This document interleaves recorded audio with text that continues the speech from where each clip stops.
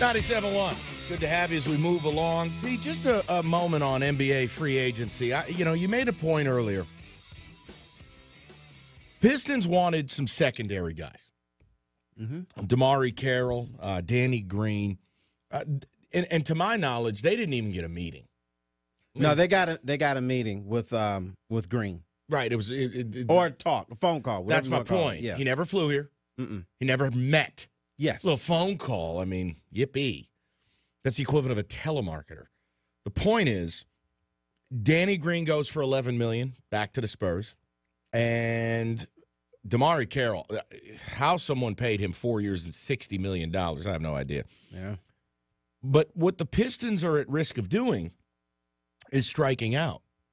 They need a starting caliber small forward, not a star, but a starter. And as Hatchett, put up here a couple minutes ago, some guy who I've never heard of, Alexis Ajinka? He's a center. Yeah, great. That's awesome. He got $20 million from the Pelicans. For how many years? Probably 4. 4? Yeah, right. $5 million a year. I mean, look, this is something that has lasted throughout time. The Pistons cannot go out and get free agents. They never have been able to. Yes. And, you'd like to think that Stan Van could change it. It's going to take time. They're going to have to start winning. But even when they were winning, best free agent they ever brought in might be Antonio McDyess the later years. This is just a concern that, dude, these are bit guys. These are secondary players, and they can't even get a meeting. Yeah, you know what? I think everyone knows that their best free agent was Chauncey Billups. But he was damaged goods He at was the on time. his fourth team. But he worked out the best. Let's put it that way. Absolutely. If you go past Chauncey Billups, you would have to debate the greatest Pistons free agents of all time. Oh, Antonio McDyess or Terry Mills. that is Flip a coin. Who was the best between Terry preposterous. Mills? Now, you're talking about a bunch of guys, when they signed here, most of them, and we're talking about the Pistons better for it, wouldn't be able to start for most teams. No.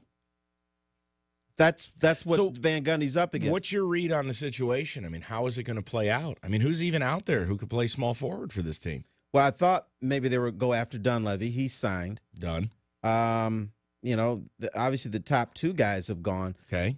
I think, and Van Gundy had kind of hinted, I think they're going to have to make a trade for a free agent. For a small forward. Look, at a very basic level, the Pistons are going to have a hard time because Monroe is gone, and I didn't like Monroe. I didn't think he was a fit here, but he produced numbers, okay? He's a double-double machine. Not the most important numbers, but there was production there, right? Yes. He goes out the door.